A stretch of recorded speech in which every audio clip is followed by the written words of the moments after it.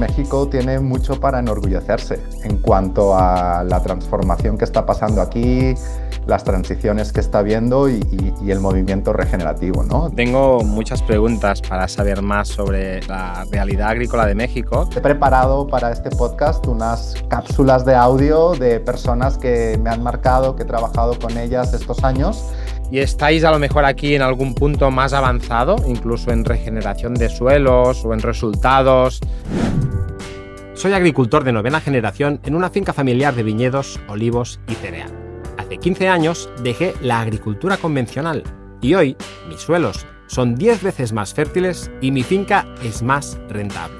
Hoy no dependo de la agroindustria y produzco alimentos sin tóxicos mientras contribuyo a cuidar el planeta. La agricultura regenerativa no es el futuro, es el presente. Aquí descubrirás sus beneficios y cómo aplicarla para cambiar las reglas del juego. Soy Francesc Font y esto es The Regen Podcast. ¡Empezamos! Albert Lacunza, ¿cómo estás? Pues estoy muy bien, gracias, y muchas gracias también por invitarme a participar en este podcast. No estás aquí en el estudio, voy a contarlo. Hoy hablamos con Albert, que ahora os presentaré, que está en México. ¿Qué hora es, Albert, ahora aquí? Son las 10 de la mañana pasadas. Aquí son las 6 pasadas de la tarde, unas cuantas horas de diferencia. Presentaros con Albert, hace mucho tiempo que nos conocemos.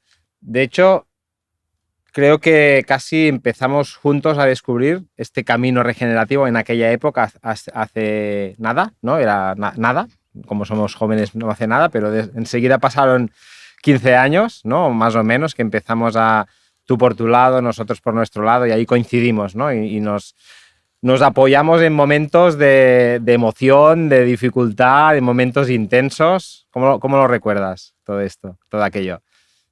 Pues creo que es una de las cosas bonitas, ¿no?, que tiene este cambio, esta transición regenerativa, que también es mental, y creo que te vas encontrando a gente pues muy, muy importante que te va apoyando y que vas intercambiando tus dudas, tus retos, y te va animando, ¿no?, a seguir avanzando. Entonces tengo muy buen recuerdo de muchas de las conversaciones que hemos tenido, Francesc. Sí, la verdad es que yo también. Eres agrónomo y en un momento de tu vida decides irte a México. ¿Cuánto tiempo hace que estás en México? Voy a cumplir los 7 años ya que estoy viviendo Bueno, aquí, en casi este nada. maravilloso país. Y pues todo empezó, pues es un poco como una chick flick, pero empezó por amor. Conocí a mi compañera de vida, a mi pareja, en Barcelona hace ya más de 7 años, y pues me invitó a conocer su país.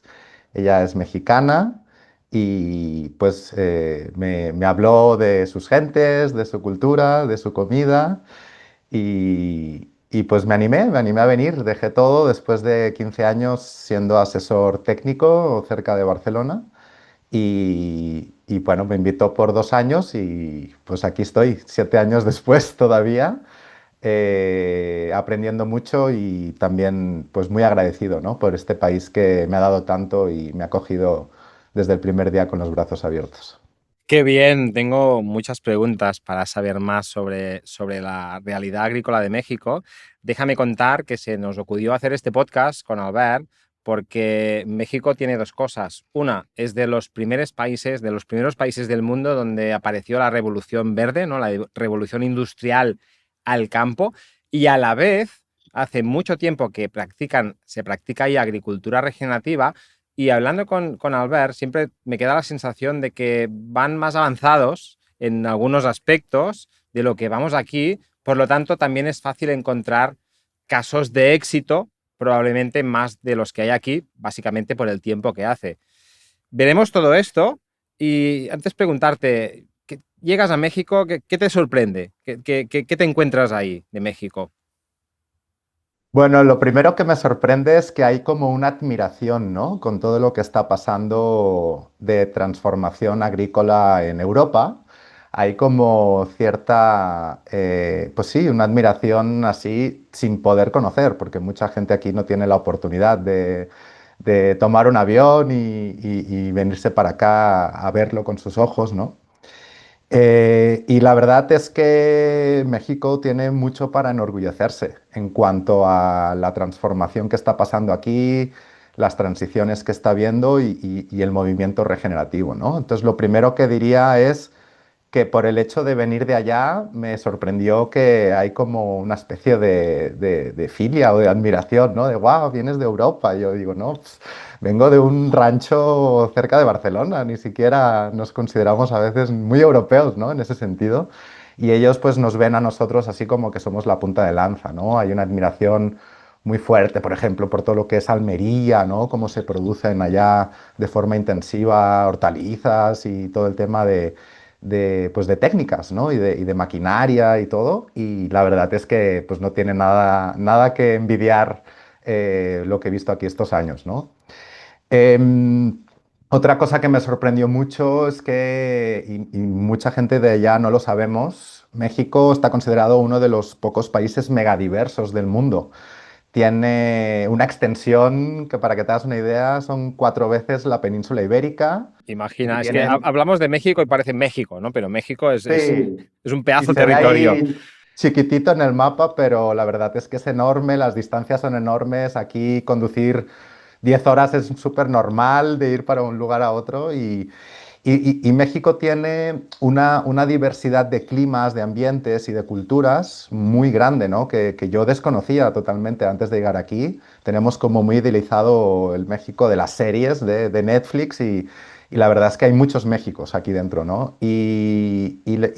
Pues puedes encontrar, bueno, a mí me explotó la cabeza muchísimo cuando empecé a ver cultivos que ni sabía, o sea, que solo había visto en el supermercado, ¿no? O sea, empecé a ver campos de piñas, papayas, mangos, el cultivo del café, ¿no? El agave, son cultivos que aquí, pues son de hace muchos años que están aquí, ¿no? Algunos son ancestrales o son originarios de aquí, ¿no? Como el maíz, que es el centro de origen, ¿no? México, del cultivo del maíz, que es tan importante también para nosotros.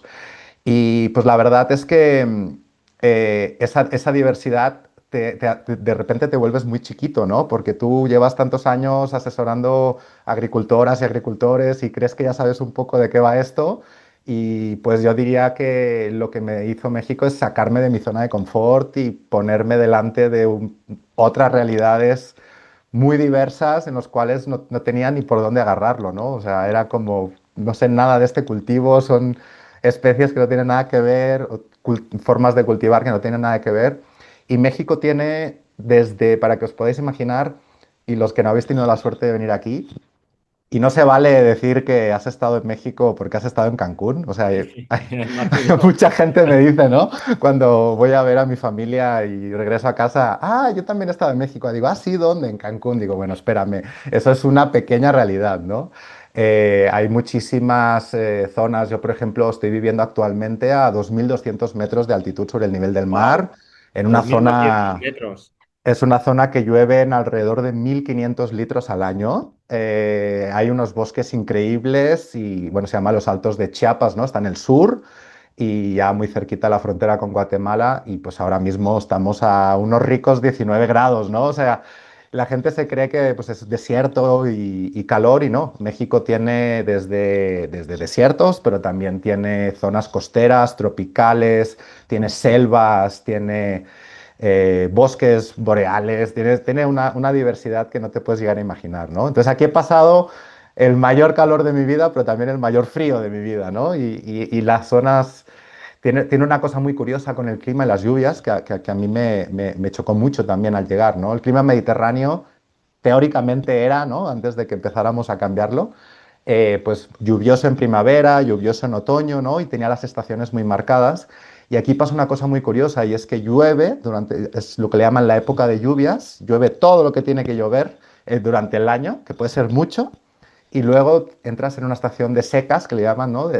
Totalmente de sequía, que puede estar 4, 5, hasta 6 meses que no cae ni una gota de agua, ¿no? Y eso cambia totalmente, pues todo cómo enfocas los proyectos en agricultura, obviamente, ¿no? Es que ya es difícil la agricultura cuando llueve más o menos de forma razonable aquí, un poco en otoño, un poco primavera, y ya nos cuesta, ya es difícil. No puedo imaginar en estos climas un poquito más extremos la complicación, porque tú al ver aquí a nivel laboral, ¿a qué te has dedicado estos años? ¿Qué hacías? ¿Qué has hecho aquí? Bueno, en estos años me he hecho varias cosas. Empecé trabajando como consultor, asesor de ranchos, justamente con enfoque en transición regenerativa, pero se nos atravesó la pandemia, que creo que eso nos afectó a todos. Y eso hizo que, de alguna forma, pues muchos de los ranchos que yo trabajaba se dedicaban a la exportación. Y pues sabes que hubo todo el problema de corte de suministro, se bloquearon como muchas importaciones, exportaciones, se paró el mundo.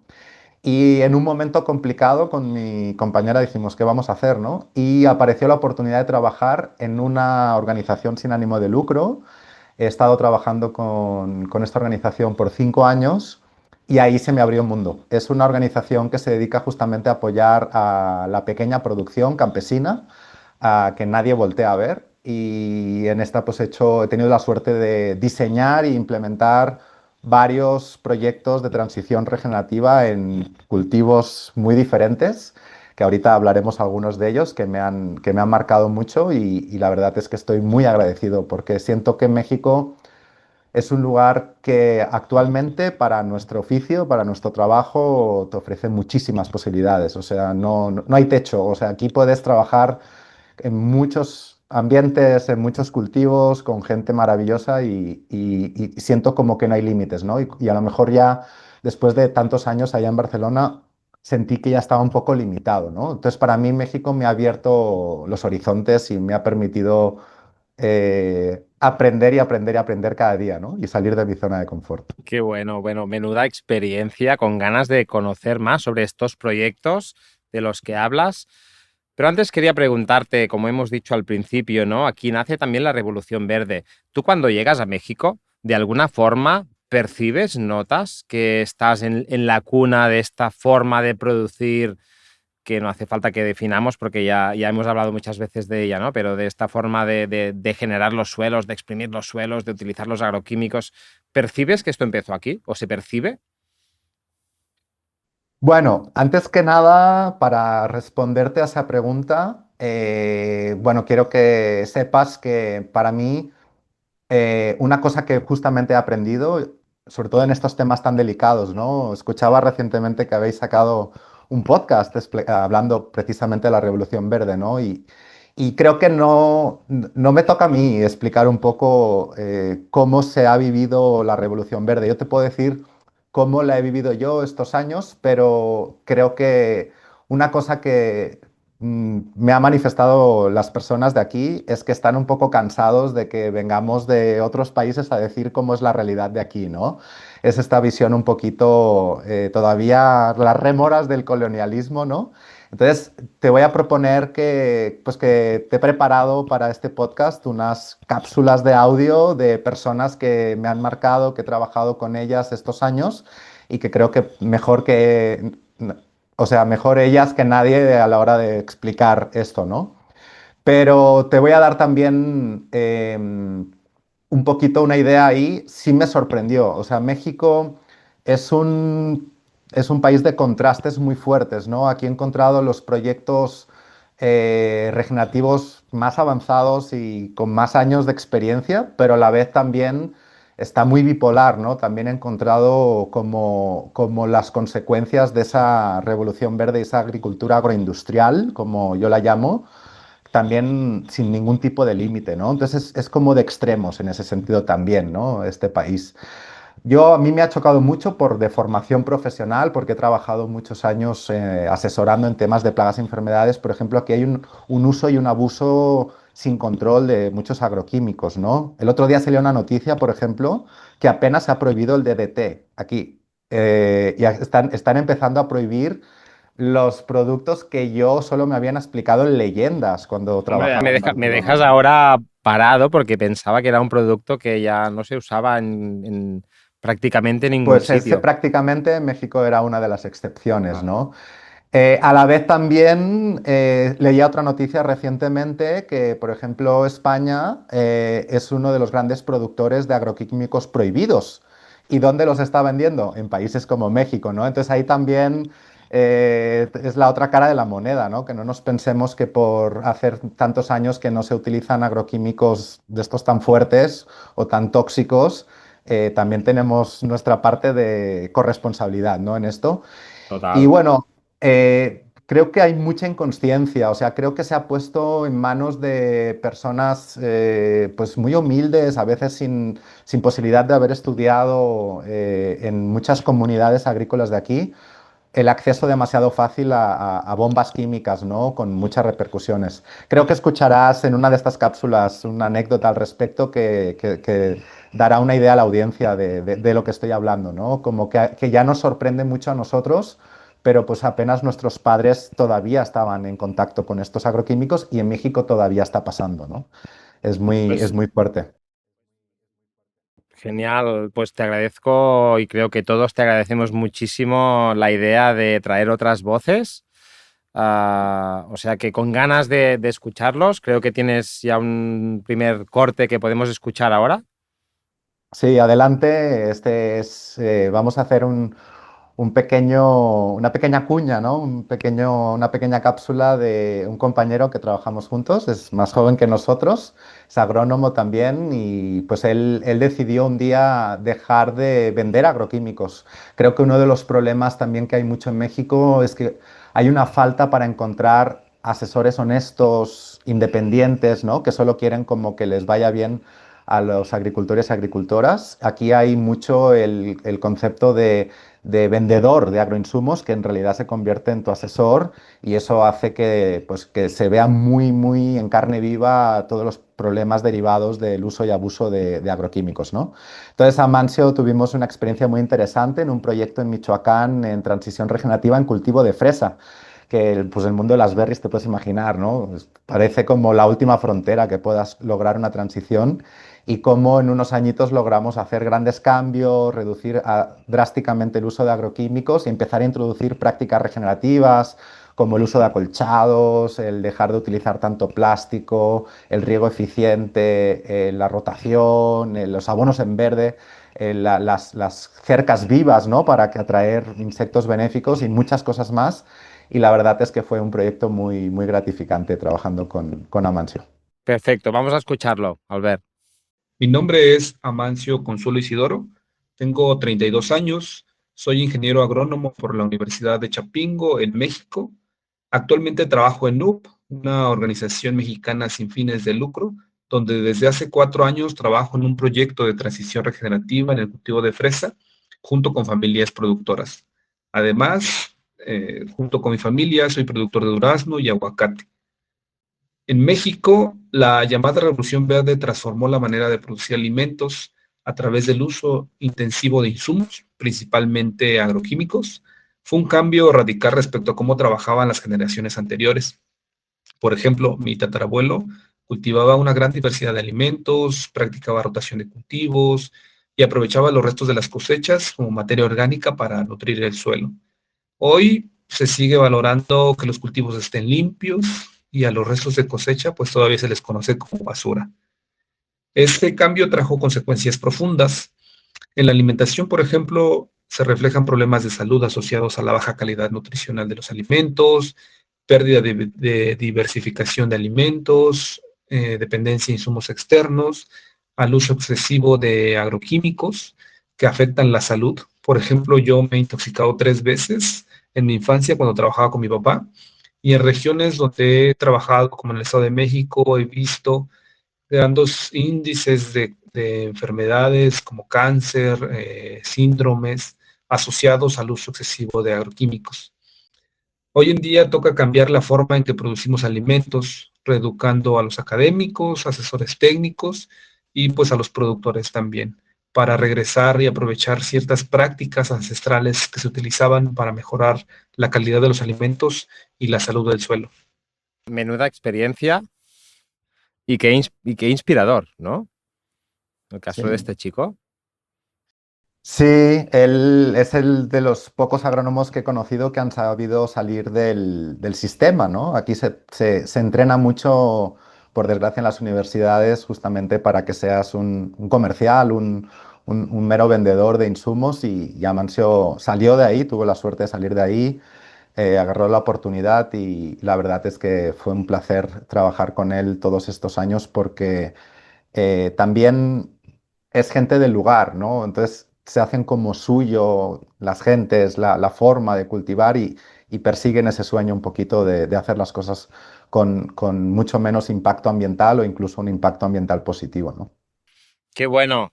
Oye, has comentado que percibes la agricultura mexicana como, has hablado como de dos polaridades, ¿no? De agricultura altamente intensiva y con agroquímicos y con todos los procesos que ya conocemos, y a la vez, por otro lado, pues mucha agricultura regenerativa, ¿no? ¿A qué crees que se debe estas dos versiones y a qué crees que se debe que hay mucha agricultura regenerativa?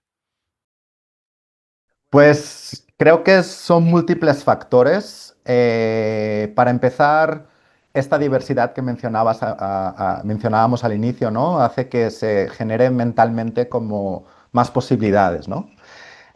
Luego también hay una reflexión que he estado haciendo estos años y creo que no sé si la has comentado en alguno de tus podcasts o en The Regen Academy, pero donde se originó la forma de cultivar intensiva que nos llevó muchísimos años después, ¿no? A la Revolución Verde. Hoy en día, pues es lo que le llamaban el fértil creciente, ¿verdad? Y cómo está esa zona hoy en día, ¿no? O sea, es una zona totalmente desértica, no es productiva, ¿no? Y creo que no tenemos mucha conciencia desde Europa y desde pues, esta mentalidad, vamos a llamarle así, occidental, que aquí surgieron formas de hacer agricultura muchísimo antes de que nosotros lo soñáramos que se podían considerar regenerativas, ¿no? En México, por ejemplo, se inventó la milpa. La milpa es un concepto brutal donde tú combinas el cultivo del maíz con frijol, con chiles, con calabaza y con eso te haces toda tu dieta en la misma superficie de terreno, ¿no? Entonces son plantas que conviven entre ellas. Entonces yo creo que hay una influencia ancestral de cómo se hacían las cosas aquí. Tenían una forma de cultivar con una mentalidad mucho más agroforestal que nosotros ahora venimos a redescubrir con la agricultura regenerativa, ¿no? Y con todas estas prácticas, pero aquí ya estaba en el ADN.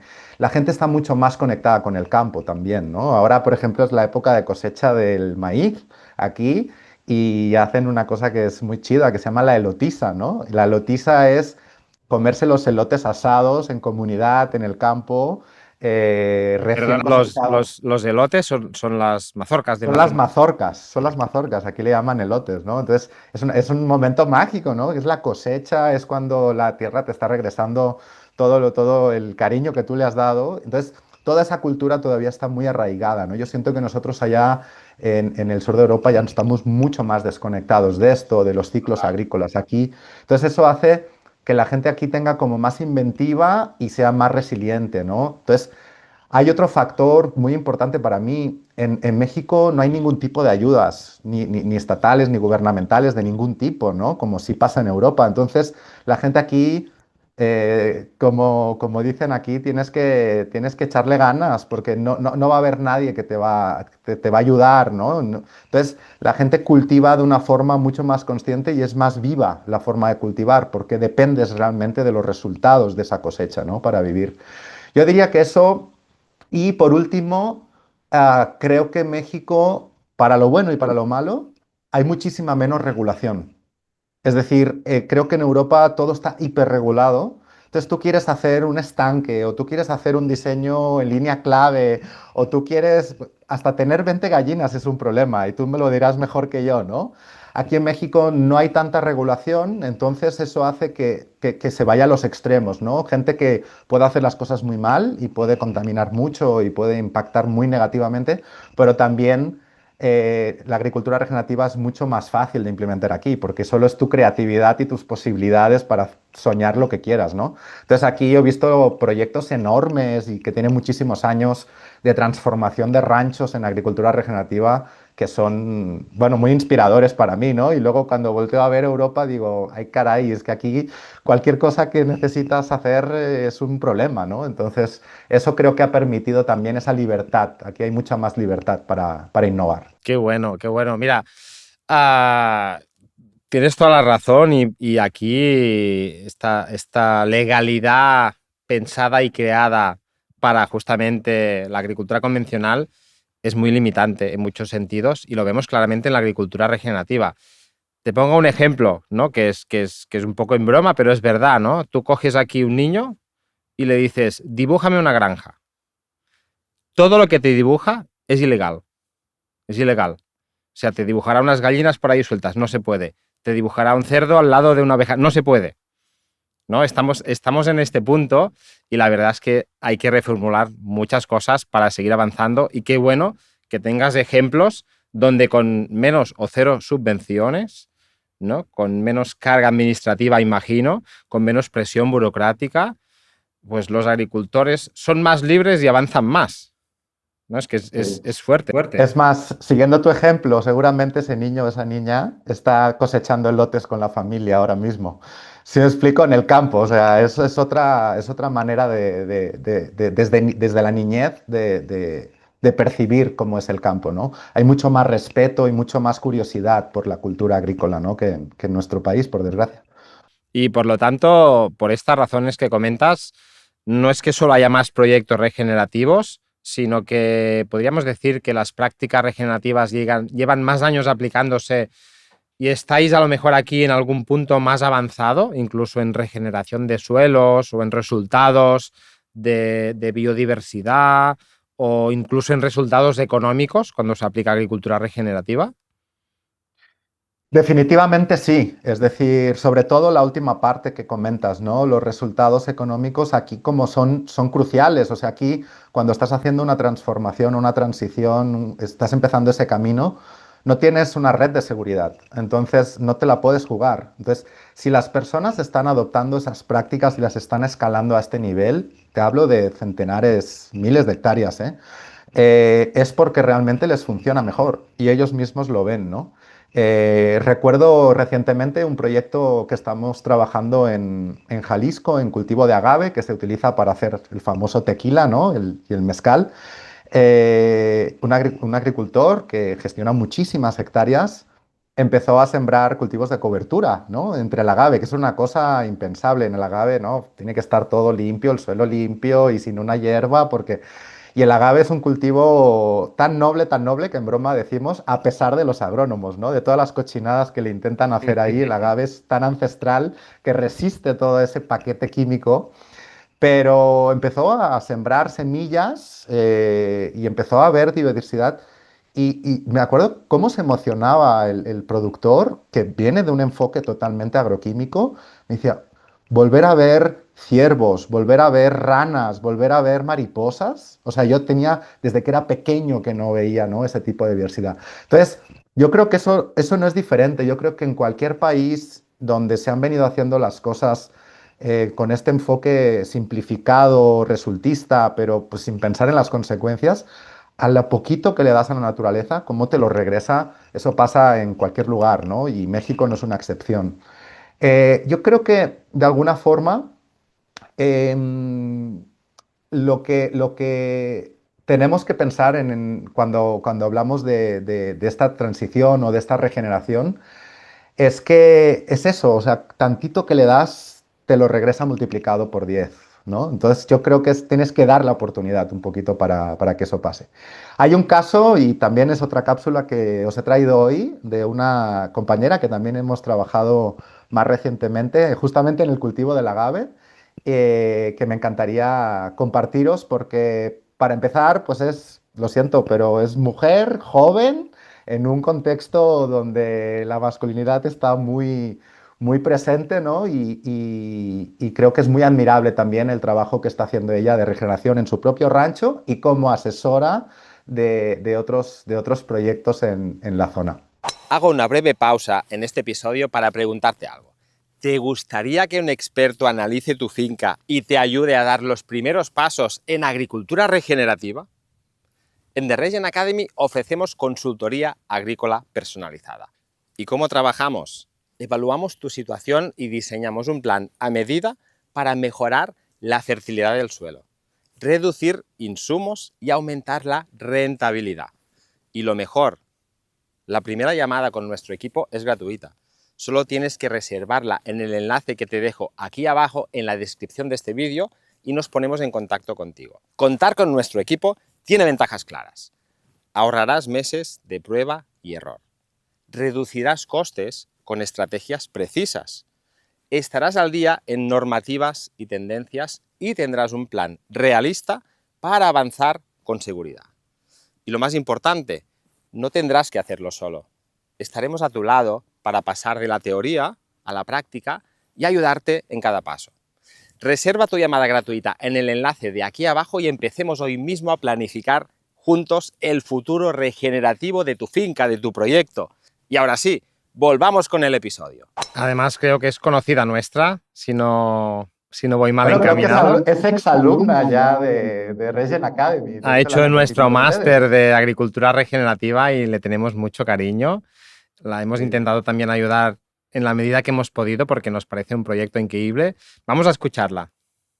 Mi nombre es Fátima Gutiérrez Fonseca, tengo 29 años y estudié Ingeniería en Biotecnología en el Instituto Politécnico Nacional. Sin embargo, me gusta más presentarme como ranchera, ya que crecí en una familia que se ha dedicado a la agricultura desde siempre y actualmente somos productores de agave y ganaderos en sistemas de transición regenerativos. También trabajo en UP, en un proyecto de transición regenerativa con empresas agaveras y pequeñas familias productoras de agave y de limón. Creo que hay tres factores principales, partiendo de la lógica de que México es un país muy diverso, y si volteamos a ver el norte, que es una zona mucho más vulnerable climáticamente por ser más árida, la crisis ha sido lo que ha impulsado a hacer los cambios hacia la agricultura, hacia la ganadería regenerativa, porque las prácticas convencionales estaban devastando el territorio y no estaba siendo sostenible. Hay otro factor que es personalmente el que a nosotros como familia nos ha impulsado y es el arraigo a la tierra y el arraigo cultural que tenemos. Actualmente México está atravesando una transición generacional en el campo y las nuevas generaciones estamos tomando acciones distintas para cuidar el territorio y también aprendiendo de lo que ha sucedido en otros lugares, por lo que no hemos tenido que llegar a las crisis para entonces cambiar nuestras acciones. Hay un tercer factor que creo que también es muy importante y es que sigue habiendo mucha más influencia de las culturas originarias en forma de resistencia, principalmente en el sur del país. Ha sido una historia de lucha entre la influencia de la Revolución Verde, que venía del norte, y de mantener las tradiciones prehispánicas de las formas de cultivar que ya se hacían desde hace siglos y que se cultivaba de forma mucho más en armonía con la naturaleza. Fantástico. Gracias, Albert, por traernos la voz de Fátima. Fátima, si ves esto, enhorabuena por lo que estás haciendo y muchas gracias por compartirlo también por este canal como nos lo has compartido por otros canales. La verdad es que es también inspirador y qué bien que hablan estas personas que nos estás trayendo y qué bien que lo cuentan y se nota que lo viven. Pues qué bien que lo cuenta la gente de aquí. O sea, las personas que estoy invitando, gracias por darme la oportunidad y por innovar en el podcast, pero pues son gente de a pie, como tú y como yo, que están intentando cambiar las cosas y que lo están haciendo, la verdad, muy bien. Y como hormiguitas, ¿no? O sea, como desde abajo, o sea, no son personas pues que puedas decir que sean famosas, sino sencillamente son personas que están trabajando en su territorio porque lo quieren y porque quieren su cultura y su gente, ¿no? Fantástico. Oye, Albert, tú que ahora has visto tantas cosas por aquí, tantos cultivos. Dentro de todos los sistemas productivos, ya sea ganadería, ya sea cultivos vegetales, ya sea huerta, ya sean cereales, cultivos leñosos, ¿qué cultivos dirías que reaccionan mejor a las prácticas regenerativas? Como por ejemplo a no aplicar productos químicos, a dejar cubiertas vegetales, a hacer rotaciones de cultivo, a mejorar el suelo y su microbiología. De todos estos cultivos, y aquí que tenéis más recorrido, ¿cuáles dirían que van mejor, que están funcionando mejor?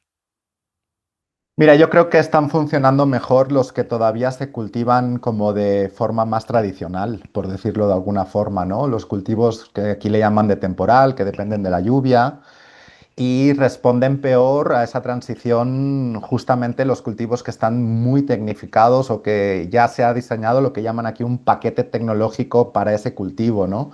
Todo lo que sea pues invernaderos, sistemas de riego tecnificados, mucha tecnología, esos creo que cuesta más. ¿Por qué? Porque los cultivos más ancestrales o más adaptados o más originarios del lugar tienen la ventaja de que tienen todavía mucho conocimiento ancestral de cómo manejarlos y adaptarse es más fácil, responden como mejor, ¿no? A empezar a trabajar de la mano de la naturaleza, porque ya lo hacían. Entonces, para ellos como que ya no es un cambio muy fuerte. Y en cambio aquellos cultivos que de alguna forma requieren de muchos insumos, requieren de mucha maquinaria muy técnica, requieren de mucho riego, de mucha inversión, para mí son los que lo llevan peor, porque justamente ese diseño de esa forma de cultivar está muy pensada para tener esa dependencia, ¿no? De esos insumos y de esa tecnificación. Entonces, creo que pues eso coincide un poco bastante con lo que tú te encuentras, ¿no? Allá en nuestra tierra, pero de alguna forma aquí lo bueno es que se ha mantenido mucho cultivos que se cultivan de forma muy tradicional y yo creo que eso también ayuda para que se adapten más fácil pues a esta nueva forma de verlo, ¿no? Sí, es que en realidad me viene un ejemplo típico, ¿no? Que vemos a menudo, que es el maíz.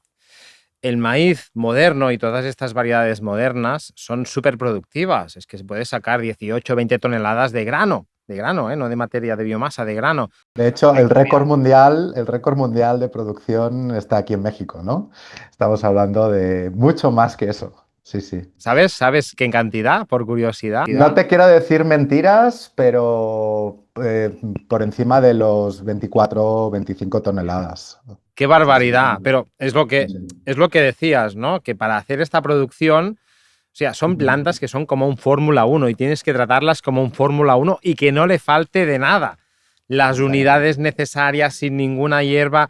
Y aquí es donde a veces decimos, hacer maíz en agricultura regenerativa es posible y es viable, pero no aspirar a estas producciones, porque producir esta cantidad de grano a veces cuesta más, con lo que ganas menos que producir menos cantidad de grano gastándote menos, ¿no? Y lo que buscamos con agricultura regenerativa. Y el riesgo que supone esa inversión, ¿no? Intentar comprarte un Fórmula 1 e intentar competir en la Fórmula 1 vale mucho dinero. Y si no Entonces, quedas primero, si quedas último, has perdiste lanzado toda el la dinero. inversión. Yo estoy muy de acuerdo. Aquí en México, además, piensa que es el centro originario, ¿no? Botánico, pues, del maíz.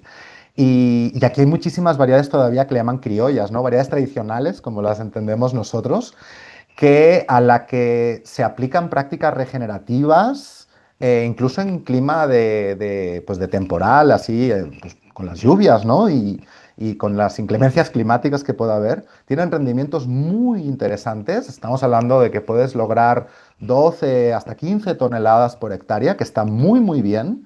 Variedades además que organolépticamente son mucho más ricas, ¿no? Que estas variedades híbridas y que además están más adaptadas y los costos de producción bajan muchísimo, ¿no? Imagino que son Entonces, fáciles de encontrar, perdona, ¿no? Imagino que son fáciles de sí. encontrar, porque aquí la limitación es que a veces en algún proyecto no nos hemos metido con maíz porque no nos ha sido posible encontrar variedades más rústicas, que son estas a las que te refieres. Aquí es difícil, en realidad, aquí en Europa. Bueno, si Europa no nos lo regula, la próxima vez que venga a verles les traigo algunas semillas muy interesantes, porque la verdad es que sí, aquí por suerte en este tipo de cultivos que son originarios de aquí todavía quedan muchísimas. Se están perdiendo. También está pasando lo mismo, está habiendo una erosión genética, se está promoviendo mucho estas variedades mejoradas, pero todavía encuentras en el monte, en la sierra, en las comunidades, encuentras muchas variedades. Aquí donde vivo, por ejemplo, es maravilloso ver no ves ninguna variedad híbrida, ¿no? Todos son variedades criollas de aquí de la zona. Qué bueno. Oye, Albert, ¿se te ocurre alguna técnica, estrategia, herramienta regenerativa que no estemos usando aquí? ¿Conoces lo que hacemos aquí? ¿Conoces las estrategias que usamos? ¿Alguna cosa nueva que nos puedas contar, que incluso podamos probar? ¿Alguna cosa que dices, esto tenéis que probarlo, tenéis que conocerlo y tenéis que probarlo porque aquí lo prueban, funciona y seguramente a vosotros también os funcionaría?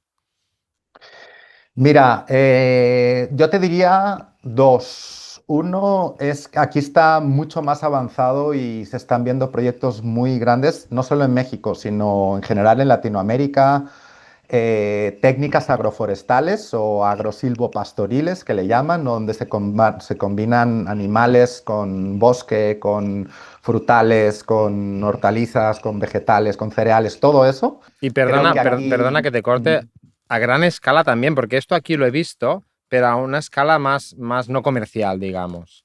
¿Aquí lo has No, visto a gran empieza a escala? ser...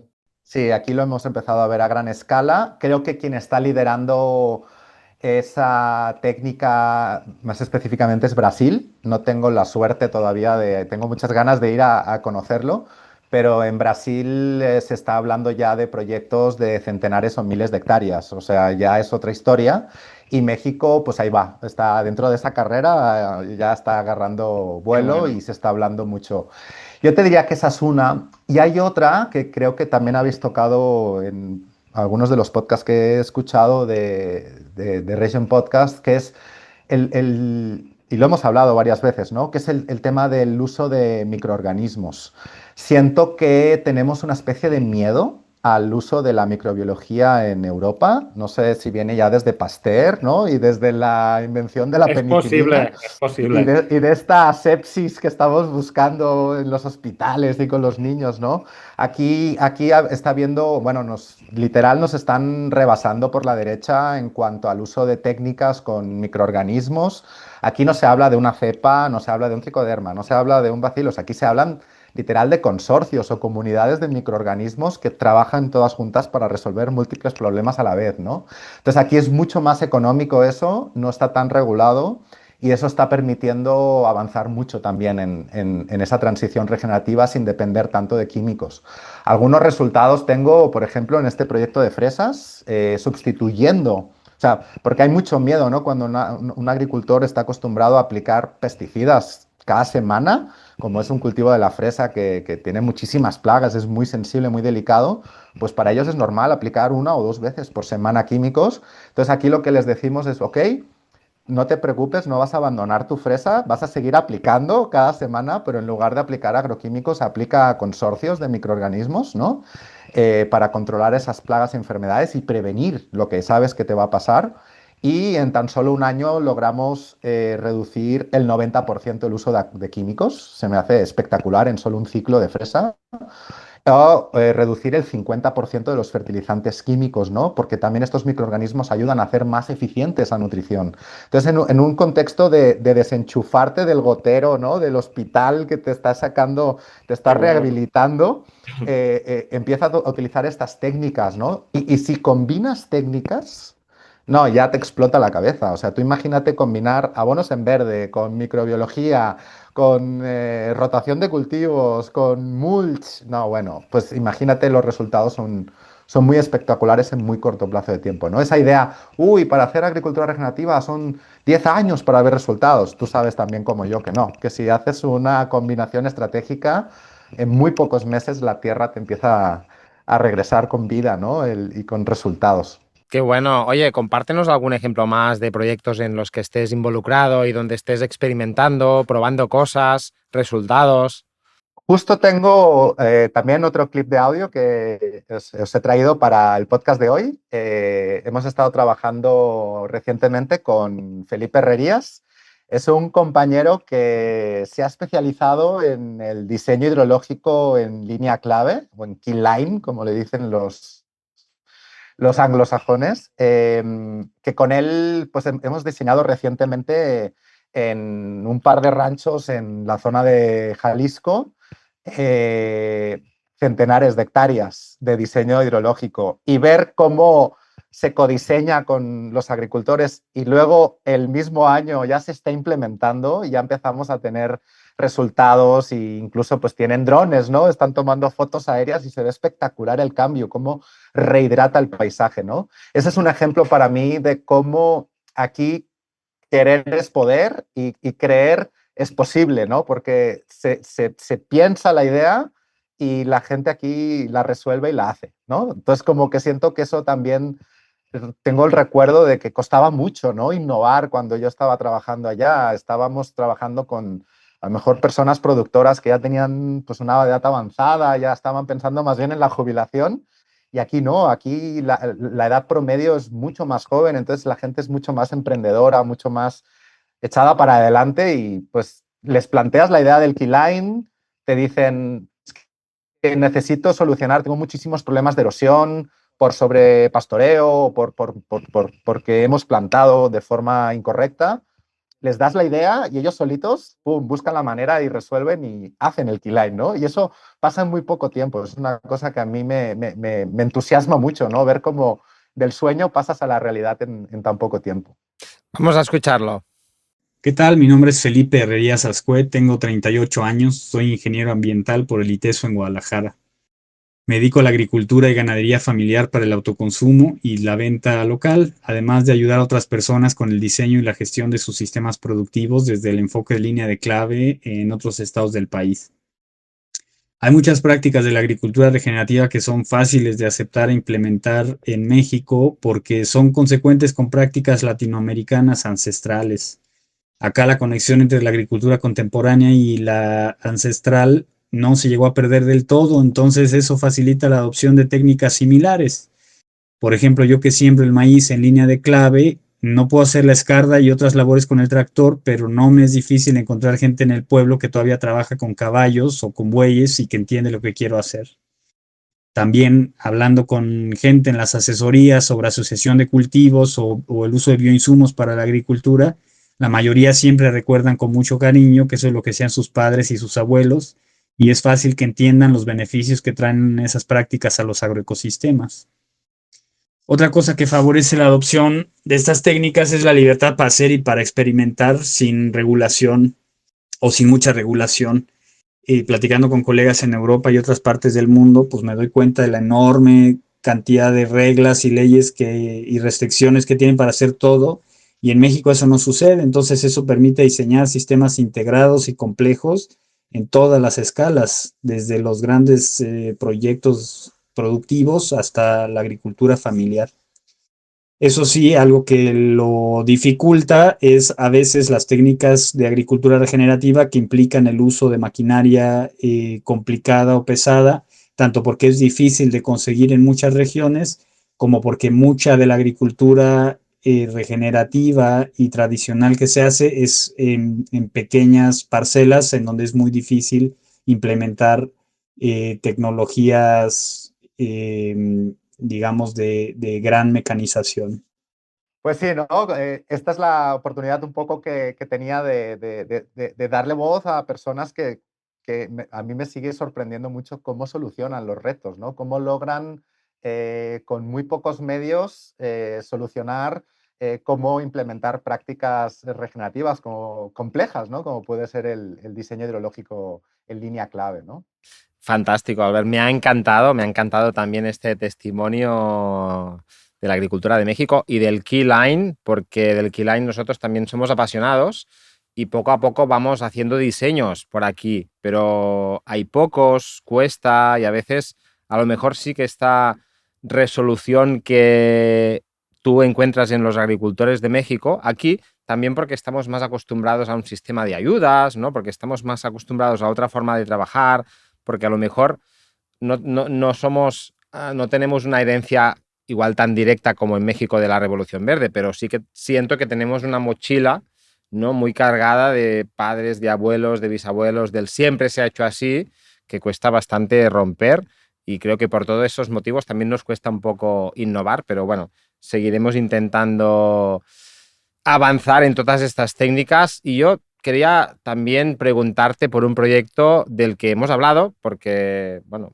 contarlo, ¿no? Con Albert hablamos de vez en cuando, es de aquellas personas, amigos, con las que a veces te llamas y te estás una hora al teléfono y que cómo está la cosa por aquí, cómo está la cosa por ahí, cómo van todos. Y en varias de estas llamadas me has hablado de un proyecto que dices que te ha marcado bastante, ¿no? Que es de agricultura regenerativa con vaca de leche, del cual tengo mucho interés porque la vaca de leche es un tipo de producción muy establecida también aquí, en muchas zonas de la península, en Baleares, y es un modelo que tenemos siempre en mente como las vacas siempre confinadas, estabuladas. En algunas zonas pastan, como por ejemplo en Menorca, pero de aquí a practicar una agricultura regenerativa a veces es difícil visualizarlo. ¿Cómo lo habéis hecho? ¿Cómo lo estáis haciendo? Bueno, a mí este proyecto en específico se llama Proyecto Margarita. Se hizo en la zona de los Altos de Jalisco por varios años y me marcó muchísimo porque voy a confesar que yo estudié la especialidad de explotaciones agropecuarias, especialidad en producción animal. Entonces, a mí me enseñaron en la universidad a ver cómo podía meter más gallinas en el menor espacio posible, cómo podía acelerar la reproducción de los cerdos, ¿no? De los puercos, y cómo podía hacer producir más a las vacas de leche. Entonces yo cuando eso no me gustó y me dediqué profesionalmente después más bien a la producción vegetal, ¿no? Que las plantas siento que me llevo mejor con ellas y traía como una especie de enojo, como una especie de animadversión, ¿no? Con el mundo animal hasta que descubrí la ganadería regenerativa y todas estas técnicas como el pastoreo racional y el manejo holístico. Pues son muchos años más tarde. Y este proyecto me permitió redimirme o, ¿cómo se llama? Como perdonar un poquito todo esto que me habían intentado inculcar, justamente en un contexto muy retador. Son pequeñas familias productoras de leche. Algunas familias tienen 10, 15, 20 vacas máximo. O sea, no te imagines granjas grandes para nada. Pero pues ya estaban teniendo estas razas, ¿no? Europeas, estas frisonas que no están adaptadas al clima de aquí. Ya se les trajo esa tecnología, las ordeñadoras, todo ese sistema, y metían a las vacas en establos y de ahí no salían, ¿no? Entonces, pues obviamente uno cuando va entendiendo este mundo se da cuenta de que, pues, cómo evolucionaron las vacas. Las vacas son rumiantes, son animales que están acostumbrados a comer pasto, a comer hierba, ¿no? Y están acostumbradas a vivir de forma, pues, colectiva, en comunidad, ¿no? En rebaños o en hatos, que le llaman aquí. Pues estábamos justo antinaturalmente forzando a las vacas a producir leche en un contexto que no es el suyo natural, ¿no? Entonces, pues eso genera un montón de problemas, de enfermedades, de todo tipo, te puedes imaginar, ¿no? O sea, eran lugares de producción de leche, híjole, que te daban hasta impresión cuando entrabas ahí, ¿no? Moscas por todos lados, todo muy mal. Y bueno, pues diseñamos un proyecto justamente para decir, oye, ¿no podríamos hacer ganadería regenerativa con vacas de leche en este contexto, ¿no? Y además con esta idea un poquito de, había subido mucho el precio de la alimentación, todo lo que se le daba a las vacas ya era concentrado o ensilado, ¿no? Entonces dependía mucho de esta parte. Y pues también nos he traído un clip de audio de una de las personas que para mí fue magistral, aprendí muchísimo de ella, que es experta en hacer, que ella lo tenía como un hobby y decidió un buen día, la invitamos a participar al proyecto y lo agarró con un abrazo, ¿no? Y empezamos a trabajar juntos, a soñar cómo podíamos hacer eso. Y nada, Francesc, para mí fue increíble ver literalmente bailar las vacas saliendo del establo, yendo al pasto fresco con un sistema, ¿no? Segmentado de regeneración de pastos, ver cómo esos pastos se regeneran tan rápido, cómo estas razas de leche que están pensadas para la agroindustria intensiva, cómo se adaptaron tan bien y tan rápido a un comportamiento más natural suyo, ¿no? De ir a pastar, incluso el ganadero ni tenía que llamarlas, ya sabían ellas su horario, de cuándo beber agua, de cuándo moverse de potrero para comer, y cómo logramos en tan poco tiempo regenerar en ese clima tan extremo que te mencionaba antes, ¿no? Es decir, llueve 4 meses, 1000 litros, y luego puede estar 8 meses que no cae ni una gota. Entonces, ver cómo se regeneraban esos pastos con el trabajo de las pezuñas, de las vacas y con un pastoreo bien diseñado, y también ver cómo bajaban muchísimo los costos de producción, porque pues mucha alimentación de las vacas ahora venía de la propia hierba y cómo incluso mejoraba la calidad de la leche, ¿no? El índice de proteína, de grasa. Entonces, bueno, pues te he traído este clip que también creo que te pueda dar una idea de cómo se vivió ese proyecto que tanto me marcó y que me permitió perdonar, ¿no? A la ganadería, y ahora la abrazo muchísimo en todo este movimiento también de transición regenerativa. Qué bueno, ¿no? Por la pasión con la que lo cuentas ya veo que seguro que fue un proyecto espectacular. Pregunta rápida antes de escucharlo. ¿Trabajáis con ordeñadoras móviles en el campo? No, en este proyecto se trabajaba pues, con ordeñadoras fijas, e incluso era tal la necesidad económica de muchas de estas familias que lo que tenían eran tanques de refrigeración compartidos. Es decir, compartían las herramientas, o sea, esta idea, ¿no?, también de cómo voy a compartir mi ordeñadora o mi tanque de refrigeración. Lo tenían que hacer por necesidad, porque por este tamaño, volumen de leche y de vacas no se podían permitir tener sus propias instalaciones muchas veces, ¿no? Genial, vamos a escucharlo. Hola, mi nombre es Cristian Humberto Casillas Gómez. Soy desde Patitlán, Jalisco. Sí, soy alteño. Soy médico veterinario, doctor en biociencias, docente de la Universidad de Guadalajara y actualmente me desarrollo como especialista en nutrición animal y experto en ganadería regenerativa, donde esta última me ha dado las mejores y más grandes satisfacciones en lo profesional y en lo humano, donde es fácil decir lo que ha pasado en 10 años de regeneración, pero los primeros años no fueron fáciles. Llegué a una zona donde se cerraban puertas y hoy por hoy, gracias al trabajo de los ganaderos, no solo el conocimiento compartido, me han dado justicia a mí, le han dado justicia al campo y le han dado justicia al suelo, a la tierra y a todas esas pequeñas, grandes, medianas familias que dependen de la agricultura y ganadería para poder ser el sustento de su hogar. Abordándonos en esta historia regenerativa pequeña, pero con gran impacto en nuestra región, tuvimos la fortuna de trabajar junto con NUP en Danone para Proyecto Margarita, donde encontramos también grandes personajes, grandes voluntades, entre ellas Albert y muchos otros ganaderos, donde sí nos tocó demostrar con hecho y con datos lo que puede hacer la naturaleza cuando trabajas a su favor, cuando recordamos que las vacas tienen instinto, cuando los animales en realidad la tierra, el suelo nos da todo lo que tenemos, donde regresamos a las bases para poder en sí producir nuestros alimentos y nosotros quitarnos todos esos insumos. Es un largo camino, pero hemos sido fuertes. Actualmente, gracias a toda esa base de datos, esa big data que hemos generado, podemos decir que tenemos nuestros protocolos para la región. No solo Wasan, también es Johan Sisman, Alan Savory, Masanobu Fukuoka, John Acox, Christine Jones. Todas esas metodologías las hemos puesto a que se adopten a la región de los Altos de Jalisco, por lo que hoy llamamos GRLA, Ganadería Regenerativa Lechera Alteña. Bueno, pues creo que con la pasión, ¿no?, y la forma de explicarlo de Cristian, creo que nos queda un poquito más claro, ¿no?, de por qué fue relevante este proyecto. Creo que eso rompió un paradigma, parecía imposible, se logró en muy poco tiempo, y además eso ha sido de inspiración para, pues, muchos proyectos similares, ¿no? Albert, pues te estamos súper agradecidos por compartir tu experiencia, por hacernos vivir la agricultura mexicana a través de estos años que has pasado ahí y a través de estas personas que nos has llevado, que me parecen unos testimonios espectaculares, increíbles, con ganas de conocerlos, a ellos también.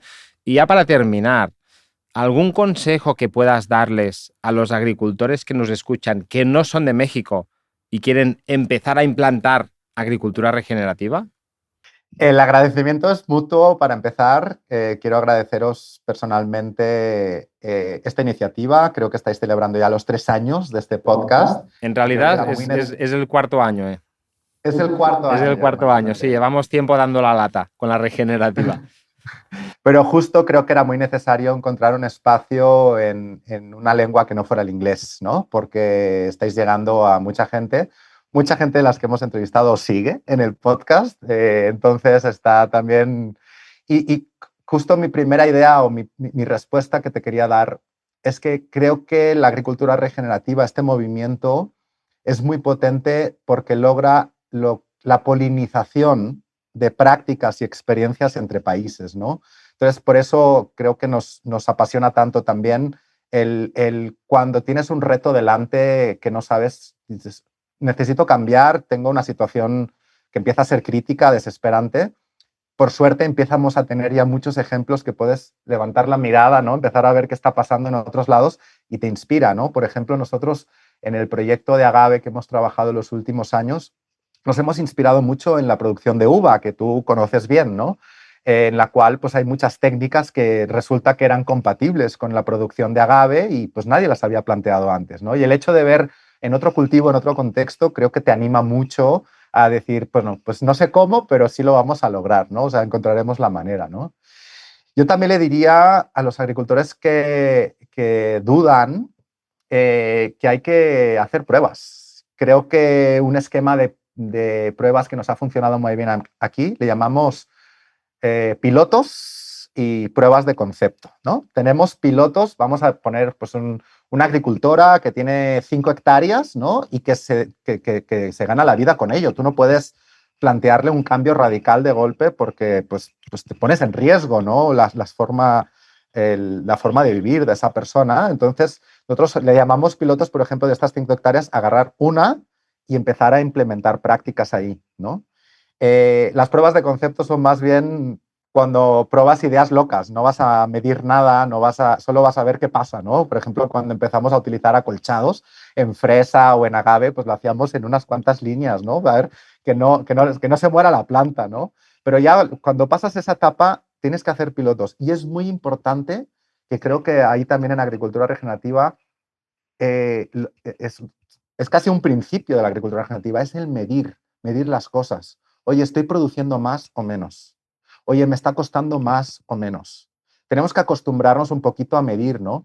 Y si no tienes tiempo para hacer eso, déjate apoyar por personas que sí tenemos esa pasión y esas ganas, como ustedes en The Regen Academy o como yo, ¿no? Que decir, déjame, yo te ayudo a sistematizar y a poder medir el impacto tanto en la naturaleza como en tu bolsillo, ¿no? Para que puedas tomar mejores decisiones. Otra idea para mí muy importante es fórmate. Gracias a espacios como este, tenemos por suerte, ¿no? Ya espacios donde podemos formarnos y conocer otras experiencias y ir teniendo como, darnos esa seguridad un poquito a partir del conocimiento, ¿no?